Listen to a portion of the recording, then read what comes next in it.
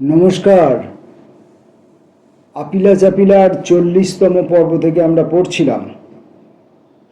আশা করছি আজকে বাকি অংশটুকু শেষ করতে পারবো এবং সম্পূর্ণ আপিলা চাপিলাও আজকে আমাদের পড়াশোনা, পর্যবেক্ষণ, নিরীক্ষণ শেষ হবে।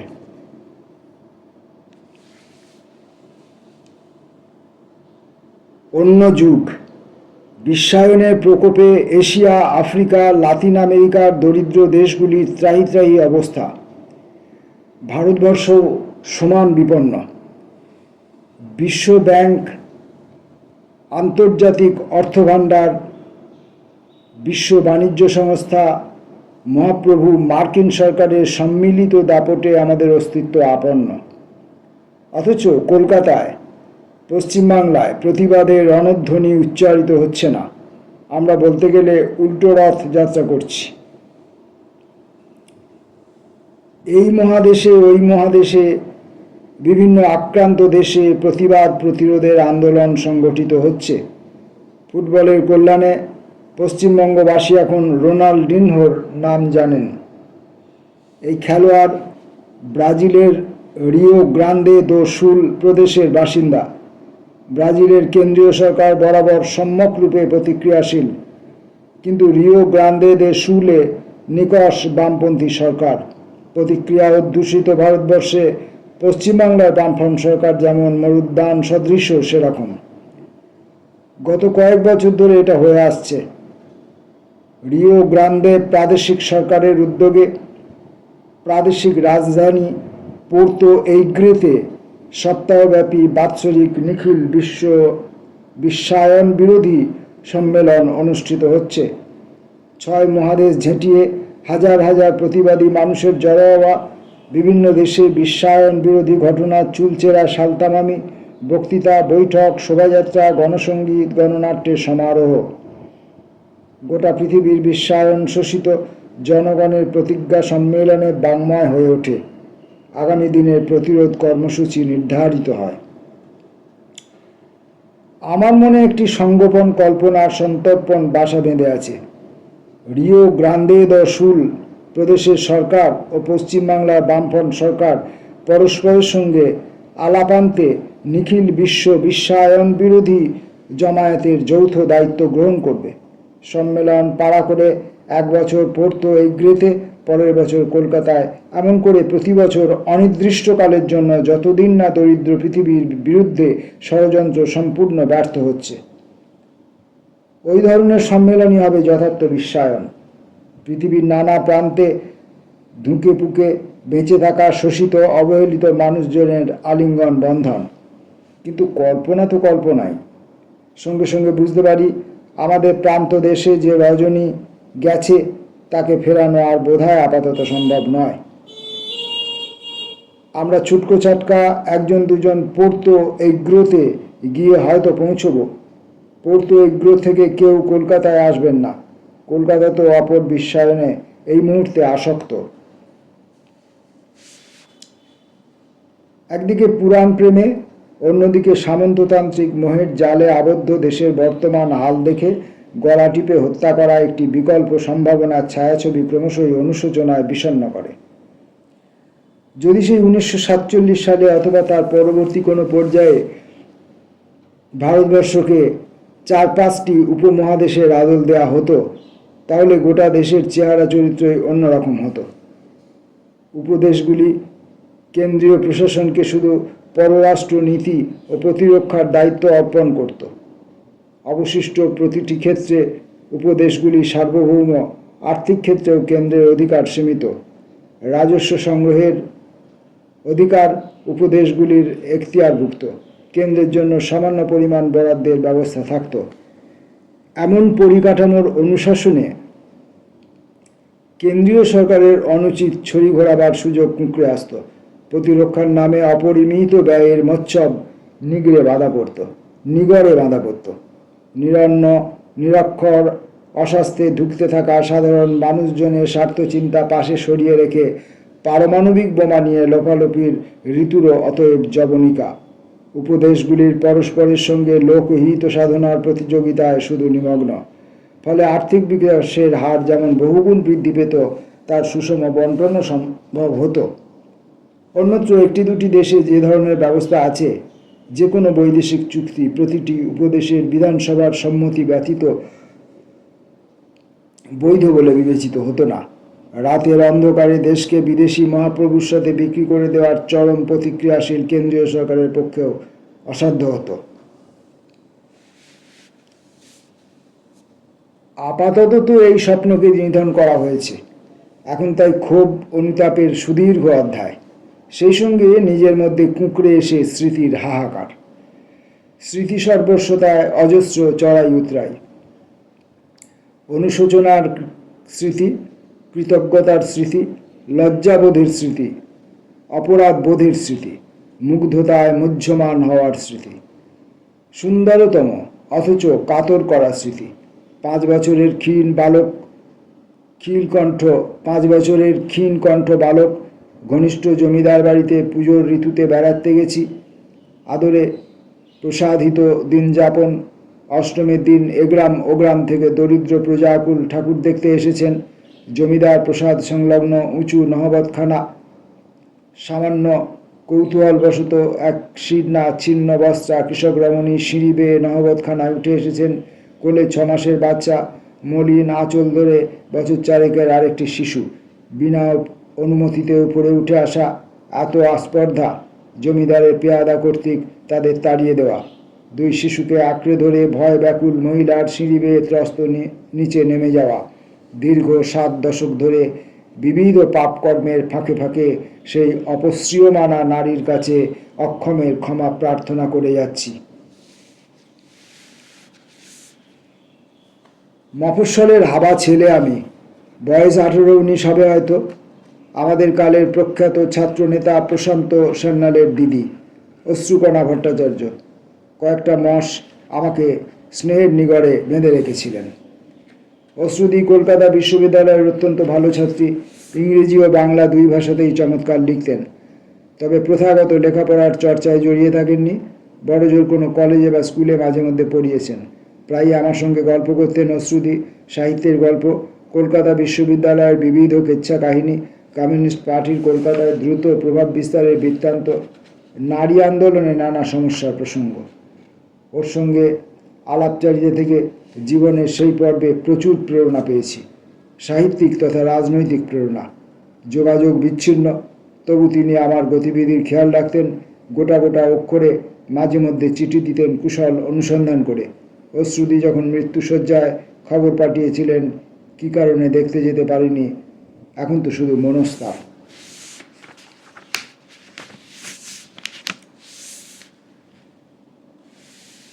সম্ভবত 78 অথবা 79 সাল, জ্যোতিবাবুর সঙ্গে দিল্লি যাচ্ছি। আমরা বিমানের দোরগোড়ায় পাশাপাশি 2টো আসনে উপবিষ্ট। ডান দিকে তাকিয়ে দেখি একই সারণিতে 4-5টি আসন পেরিয়ে ভূপেশ গুপ্ত বসে আছেন, তিনিও দিল্লি যেতেন। ভূপেশবাবু আমাদের সহযাত্রী জ্যোতিবাবুকে তা জানালাম। জ্যোতিবাবু নিরাসক্তি, যেন শুনেও শোনেননি, কিংবা ও ধরনের সমাপতন্ত নিত্য নৈমিত্তিক ঘটনা উনি গা করলেন না। জ্যোতিবাবুর উচ্ছ্বাসীনতায় আমি থতমত। নিজেও উঠে গিয়ে ভূপেশবাবুর সঙ্গে দেখা করে আসা থেকে বিরত হলাম। খানিক বাদে ভূপেশবাবু একটি কম্বলে ঢাকা শরীরে ঢেকে ঘুমিয়ে পড়লেন, অন্তত তাই মনে হলো। পরের সপ্তাহে বিশ্বনাথ মুখোপাধ্যায় রাইটার্স বিল্ডিংয়ে আমার ঘরে ঢুকলেন।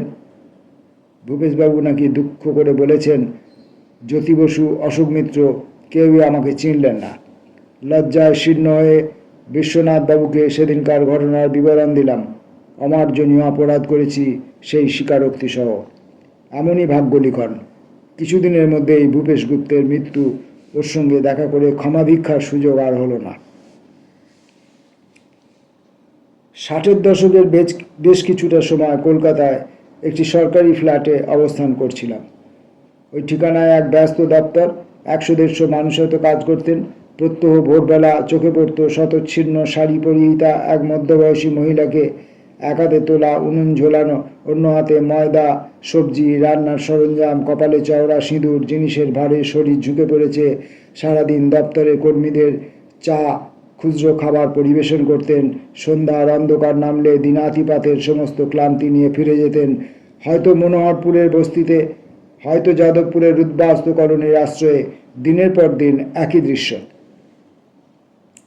দেশভাগে বাঙালি মধ্যবিত্তের জীবনে যে লাঞ্ছনা ও গ্লানির ঢল, ওই মহিলার গরিমাহীন বেঁচে থাকার মধ্যে যেন সেই ভয়ঙ্কর ঘটনার প্রতিচ্ছায়া দেখতে পেতাম।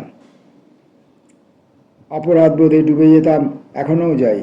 আমার মতো কয়েকজন বাস্তুচ্যুত হওয়ার অভিশাপ থেকে ভাগ্যগুণে নিজেদের মুক্ত করতে পেরেছি, উনি পারেননি।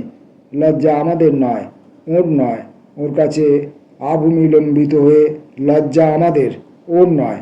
ওর কাছে আভূমি লম্বিত হয়ে যদি ক্ষমা প্রার্থনা না করি, সেটা আমার কাপুরুষতা। সাহস ও চিত্ত অবৈকল্যের একটি অত্যাশ্চর্য দৃষ্টান্ত। রাজ্যসভার অধিবেশনের ফাঁকে কী কারণে একদিন দুদিনের জন্য কলকাতায় এসেছি। জনৈকা নিকটাত্মীয়া মাসখানেকের উপর অসুস্থ, কিছু খেতে পারছেন না, যাই খাচ্ছেন বেরিয়ে আসছে। পাড়ার চিকিৎসকরা ধরতে পারছেন না ব্যাধির উৎস। সঙ্গে করে দিল্লি নিয়ে এলাম। পরদিন হাসপাতালে বিশেষজ্ঞ চিকিৎসকদের দিয়ে তন্ন তন্ন পরীক্ষা। সোনোগ্রামে সন্ধ্যাবেলা ধরা পড়ল কর্কট রোগ দ্রুত সারা শরীরে ছড়িয়ে পড়েছে বাইরে, অথচ কোনো অনুভব ব্যথা নেই। কলকাতার চিকিৎসকরা তাই ধরতে পারেননি। এখন যা অবস্থা, আয়ু সম্ভবত আর মাসখানেক, মাস দেড়েক। মহিলা কলকাতায় ফিরতে চাইলেন, ফেরার পর অস্ত্রোপচার, কিন্তু কয়েক সপ্তাহে বেশি বাঁচলেন না।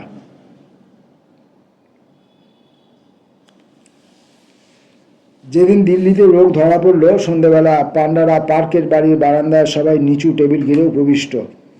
আমাদের মুখে কথা সরছে না, একমাত্র সেই মহিলা নিজে অকুতোভয়। পরম উৎসাহে রবীন্দ্রনাথের কয়েকটি প্রকৃতি ও প্রেমের গান গাইলেন দাপটের সঙ্গে। এমনকি আসিবে ফাল্গুন পুন, আবার তখন আবার শুনো নবপথিকের গানে নূতনেরই বাণী। এখানেই সাঙ্গ দিলেন না, আমাদের সঙ্গে মস্ত আলোচনায় যোগ দিলেন। প্রকৃতি ও প্রেম পর্যায়ের কোন গানগুলি তার পছন্দ, তার নিজের কোন গানগুলি বেশি পছন্দ। যেন অস্বাভাবিক কিছুই ঘটেনি, যেন তার ক্ষেত্রেও পৃথিবী প্রতিদিন যথানিয়মে সূর্যের চারপাশে আবর্তিত হবে। ব্যত্যয়ের প্রশ্ন অপ্রাসঙ্গিক। প্রাচীন সাহিত্যে এই মহিলাদেরই বোধহয় বীরাঙ্গনা বলে অভিহিত করা হতো। বর্ধমানের কৃষ্ণচন্দ্র হালদার, কৃষক নেতা, প্রাক্তন রাজ্যমন্ত্রী ও সাংসদ। বয়সে আমার চেয়ে হয়তো 10 বছরের বড়। আস্তে কথা বলেন, আলাপে রুচির স্নিগ্ধতা ছড়িয়ে পড়ে।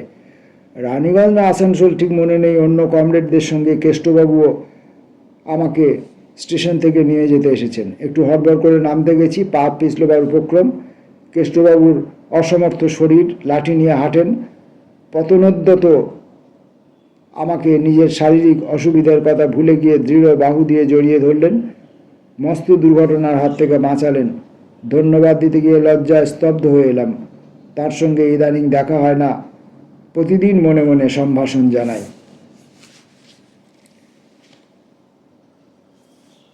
যে যাই বলুক, পৃথিবীতে মুহূর্তেরও শেষ নেই। জন রবিনসন, বিংশ শতকের অন্যতম শ্রেষ্ঠ ধনবিজ্ঞানী, আমাকে স্নেহদানে ধন্য করেছেন 50-এর দশকের মাঝামাঝি সময় থেকে তাঁর মৃত্যু পর্যন্ত। চিন্তার দিক থেকে শ্রেণীত্যাগের তার সবচেয়ে বড় উদাহরণ আমার অভিজ্ঞতায় চোখে পড়েনি। পিতা প্রথম মহাযুদ্ধের সময় ব্রিটিশ সৈন্যাধ্যক্ষ। জন ঐশ্বর্যের মধ্যে মানুষ হয়েছেন। কেমব্রিজে কেইন্সের প্রিয় ছাত্রী। প্রথমে জীবনে কেইন্সের আদর্শ তত্ত্ব ঘেঁষা জনের গবেষণা বইপত্র। বুদ্ধিবৃত্তির প্রয়োগ থেকে বিবেকের অলিন্দে উত্তরণ, উদার নীতি বর্জন করে সাম্যবাদে প্রত্যয়, তারপর একটু একটু করে বাম থেকে অতি বাম বৃত্তে। আমাকে সঙ্গী করে তিনি 50 সালে 10 দিন ধরে মধ্যপ্রদেশের মন্দির পর্বত উপত্যকা ঘুরে বেরিয়েছিলেন। খাজুরাহোর স্থাপত্য সৌন্দর্যের দৃশ্যত তাঁর একাগ্রতা নেই। ধৈর্য ধরে তিনি আমাকে বোঝাচ্ছিলেন সোভিয়েত নেতারা লৌহ যবনিকা তৈরি করে সমাজের মহৎ উপকার করেছেন। পশ্চিমের কুরুচির নিদর্শনাদি আর সমাজতান্ত্রিক দেশগুলিতে ঢুকতে পারছে না। এই গোছের মতামত চেঁচিয়ে কেমব্রিজের রাস্তাঘাটে ব্যক্ত করতে তার ন্যূনতম জড়তা ছিল না। সাংস্কৃতিক বিপ্লবের ঘোট লাগা মরশুমে চীনে গিয়েছিলেন। বেজিং থেকে সোজা দিল্লি, মাও পোশাক ভূষিতা। ভারতবর্ষে যে কদিন রইলেন সর্বদা ওই পোশাকে। 26-27 বছর আগে সাসেক্সে বিশ্ববিদ্যালয়ে থাকাকালীন সময়ে মাঝে মাঝে কেমব্রিজ যেতাম। হই হই রই রই, জন রবিনসন, যেন উৎসবের ঋতু। বামপন্থী অর্থনীতিবিদদের জড়ো করতেন, একসঙ্গে আমরা ঘুরবো ফিরবো, ভোজন কক্ষে প্রবেশ করব, অন্যরা তাকিয়ে দেখুক, পৃথিবীর ভবিষ্যৎ আমাদের হাতের মুঠোয়, চিন্তার কন্দরে। নির্বাচনের মাস। উদ্ভ্রান্তের মতো গ্রাম থেকে গ্রামান্তরে, জেলা থেকে জেলান্তরে বক্তৃতা দিয়ে বেড়াচ্ছি। বাঁকুড়া জেলার মেদিনীপুর ঘেঁষা এক প্রত্যন্ত গ্রাম, হয়তো রায়পুর কেন্দ্রে, হয়তো তালডাংরায়। ঊর্ধ্বশ্বাস বক্তৃতা দিয়ে মঞ্চ থেকে নেমেছি। 5 মাইল দূরে অনুষ্ঠেয় পরে নির্বাচনী সভায় যথাশীঘ্র পৌঁছতে হবে। দুটি আদিবাসী মেয়ে, ঠিক যুবতী নয়, কিশোরীও বলা চলে, সুন্দর সেজেছে, কপালে কাঁচ পোকার টিপ, পুঞ্জিত অভিমান নিয়ে রাস্তা আটকে শাসন করলো। এত কম সময় নিয়ে আসিস কেনে? তাদের ভৎসনা বুকে কষাঘাতের মতো বাজল। এদের স্নেহ, অনুরাগ, আনুত্য আমরা কি স্বতঃসিদ্ধ ধরে নিয়েছি? এরাই তো বাঁচায় আমাদের, অথচ এদের জন্য আমাদের সময়ের বরাদ্দ উড়োখই গোবিন্দকে দেওয়ার মতো অবহেলার উপাচার। এই পাপেরও তো ক্ষমা নেই। আসলে যতই গলাবাজি করি, বঞ্চনা দ্বীপ পার হয়ে এদের জনসমুদ্রের ঠিকানা দেখিয়ে দেওয়ার মুরদ আমাদের নেই। এরা নিজেরাই পথ কেটে এগোবে। বছর 17 আগে নরওয়েতে যে 2 মাস কাটিয়েছিলাম, শেলি নাম্নী একটি বাংলাদেশি মেয়ে, মনসুর হবিবুল্লাহদের সম্পর্কে জ্ঞাতি, আমাদের রক্ষণাবেক্ষণে ভার নিয়েছিল। তার সুনিপুণ গৃহস্থলীর কাছে আত্মসমর্পণ করে নিশ্চিন্ত ছিলাম, তার বকুনি শাসনের কাছেও আত্মসমর্পণ করে। বহুদিন তার খবর পাই না। যে আদর তাকে যথাযোগ্য ফিরিয়ে দিতে পারিনি, তার স্মৃতি এখন অহরহ তাড়া করে ফেরে।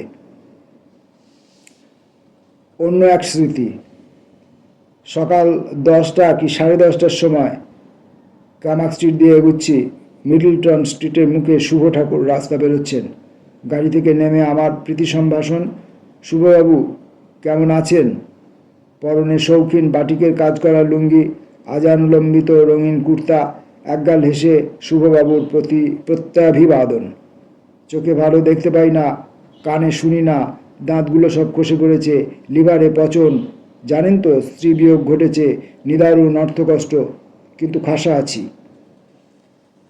কলেজ স্কোয়ারের কফি হাউসে হয়তো 50-এর দশকের মধ্যখানে, নয়তো 60-এর দশকের উত্তাল মুহূর্তে প্রায় এক শতত অস্থির যুবকের সঙ্গে দেখা হতো। অপুষ্টিতে শীর্ণ শরীর, আর্থিক দৈন্যের ক্লিষ্টতা তাকে জড়িয়ে, মলিন আকাচা পরিধেয়, পায়ে ক্ষয়ে যাওয়া চটি, অথচ চোখ দুটি এক অজ্ঞাত আবেগে জ্বলছে। গ্রাসাচ্ছাদনের সামর্থ্য নেই, কিন্তু কখনো কখনো পয়সার অভাবে পায়ে হেঁটেই যুবকটির প্রত্যহ আলিপুরে জাতীয় গ্রন্থাগারে গিয়ে পুঁথিঘাটা চাই। সে গবেষণায় ব্যাপৃত বিষয় 18 শতকীয় ফরাসি রন্ধনশিল্প। বাঙালি সাহস, বাঙালি রোমান্টিকতা, অসম্ভবকে হাতের নাগালে পাওয়ার দুর্মর দুর্বাসা।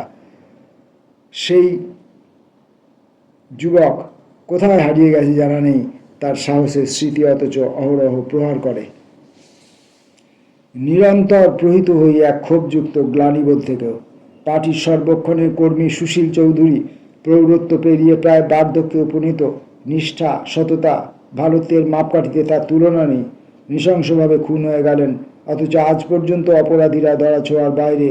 এই অকৃতকার্যতার দায়ভার কেউই তো আমরা এড়াতে পারি না। বিবেককে কোন প্রণালীতে ঘুম পাড়িয়ে রাখব? উত্তপ্ত রাজনৈতিক তর্ক চলছে, আদর্শ নীতির চুলচেরা বিশ্লেষণ, যুক্তির প্রয়োগে অসফল বলেই হয়তো আমার দিক থেকে বিবেকের প্রসঙ্গ উত্থাপন। এক শ্রদ্ধেয় রাজনৈতিক নেতা আমাকে উদ্দেশ্য করে কেটে কেটে বললেন, মশাই, আপনি ধরেই নিয়েছেন আপনার একারই বিবেক আছে, আমাদের নেই। যে ভৎসনা আমার প্রাপ্য তাই পেলাম। যার নম্রতা নেই সে নিঃস্ব। ভোরের বেলায় তারার কাছে আমার কিছু কথা আছে, কিন্তু এমন কথা 1,00,000 কোটি অন্য মানুষদেরও তো আছে। তাদের কাছে তাদের কথার গুরুত্ব আমার কাছে আমার গুরুত্বের থেকে কোনো অংশে কম নয়। নিজেকে সংবৃত্ত রাখার চেয়ে বড় কর্তব্য তাই মানতেই হয় অচিন্তনীয়। সেই ন্যূনতম কর্তব্য পালনে আমি বরাবর ব্যর্থ। শুভ ঠাকুরের অবিচল নিরাসক্তিও আমার আয়ত্তের বাইরে। আরও যা যোগ করতে হয়, এক বর্ষার বৃষ্টিতে যদি মুছে যায় নাম, এত পথ হেঁটে এত জল ঘেঁটে কি তবে হলাম? অন্তরঙ্গ কবিবন্ধুর এই আর্তবিলাপের শরিক হওয়ারও আমি সমান অনুপযুক্ত। সায়াহ্ন সময়ে নিঃশেষ নিশ্চিহ্ন হয়ে যেতে চাই আমি। যে কারো স্মৃতির ঝোলায় আমার একদা অস্তিত্বের কুটুটিও যেন না পড়ে থাকে। তাহলেও এই অকিঞ্চিতকর জীবনে দুটি আলাদা স্বচ্ছ চরিতার্থবোধ: এক, রবীন্দ্রনাথের ভাষায় আমার জন্ম; দুই, আমার চেতনা জুড়ে মার্ক্সীয় প্রজ্ঞার প্লাবিত বিভাস। আপিলা চাপিলাদের পালা ফুরালো। আপিলা চাপিলার পড়াশোনা আমরা শেষ করলাম। দীর্ঘদিন ধরে আমরা পড়ছিলাম। আপিলা চাপিলার লেখক অশোক মিত্রের পরিচয় আপিলা চাপিলার শুরুর পর্যায়ে দিয়েছিলাম। তার পরিচয় দেবার কিছু নেই, সকলেই জানেন। তবু এই বইতে যেটুকু মুদ্রিত আছে আমি সেটুকু পড়ে এই ভিডিওটা শেষ করতে চাই। তাকে কোনো ছকে বাঁধা যায় না। প্রাতিষ্ঠানিক শিক্ষার বিচারে তিনি অর্থনীতিবিদ, বিভিন্ন শিক্ষা প্রতিষ্ঠানে অধ্যাপনা করেছেন, আবার বিভিন্নভাবে সরকারি নীতি রচনায় গুরুত্বপূর্ণ ভূমিকা পালন করেছেন, যথা কেন্দ্রীয় কৃষি পণ্য মূল্য কমিশনের সভাপতি, ভারত সরকারের প্রধান অর্থনৈতিক উপদেষ্টা, পশ্চিমবঙ্গ সরকারের অর্থ ও পরিকল্পনা মন্ত্রী, পরবর্তী পর্বে রাজ্যসভার সদস্য হিসেবে সমৃদ্ধ করেছেন ভারতীয় সংসদকে। কিন্তু অর্থনীতি এবং রাজনীতির প্রাতিষ্ঠানিক বলয়ের বাইরে অর্ধশতকের বেশি সময় ধরে তার সতেজ উপস্থিতি সমাজকে ঋদ্ধ করে চলেছে। বস্তুত তার চিন্তা এবং লেখালেখির ভুবন আদিগন্ত বিস্তৃত। বহু মূল্যবান গ্রন্থ ছাড়াও পত্রপত্রিকায় লিখেছেন অগণিত গ্রন্থ। সমাজমনস্কতার প্রেরণায় 90 উত্তীর্ণ বয়সে এবং বহুবিধ শারীরিক অসুবিধা সত্ত্বেও পাক্ষিক পত্রিকা আরেক রকমে সম্পাদনার দায়িত্ব পালন করেছেন। সমাজে টিকে থাকার বাধ্যবাধকতা তাই খুব বেশি আরেক রকম হয়ে থাকা অনেক ক্ষেত্রেই সম্ভব নয়। নিজের এই মূর্তিমান প্রতিস্পর্ধা ছিলেন অশোক মিত্র নিজেই। সাহিত্য একাডেমিতে সম্মানিত 1997, প্রয়াণ 1 মে 2018।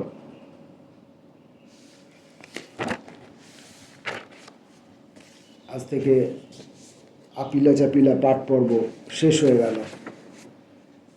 আমরা আপিলা চাপিলা পাঠের মধ্য দিয়ে তাঁর জীবনের অভিজ্ঞতা, আমাদের দেশের পরিস্থিতি, সমাজ পরিস্থিতি, রাজনৈতিক পরিস্থিতি, ভৌগোলিক পরিস্থিতি, প্রতিবেশী দেশগুলির কথা, গোটা সম্পূর্ণ বিশ্বের রাজনীতি, সংস্কৃতি, সাহিত্য ইত্যাদি বিভিন্ন বিষয়ে আমরা অবগত হয়েছি। কতটুকু আমাদের মস্তিষ্কে বা হৃদয়ে ধরে রাখতে পারলাম সেটা জানি না। অকৃতকার্যতায় আমাদের যোগ্যতার অভাব নেই, তাই হয়তো কিছুই মনে থাকবে না, সবই ভুলে যাব, নিজেকে বিন্দুমাত্র উন্নীত করতে পারবো না। তথাপি বইটা যে পড়তে পেরেছিলাম, বইটা যে পড়েছিলাম এবং আপনাদেরকে শোনবার সুযোগ দিতে পেরেছিলাম আমার শত রকমের অযোগ্যতা সত্ত্বেও, সেটাই একটা আস্থা, আপনার প্রতি আস্থা জ্ঞাপনের একটা উপায় বলে মনে করছি। নমস্কার।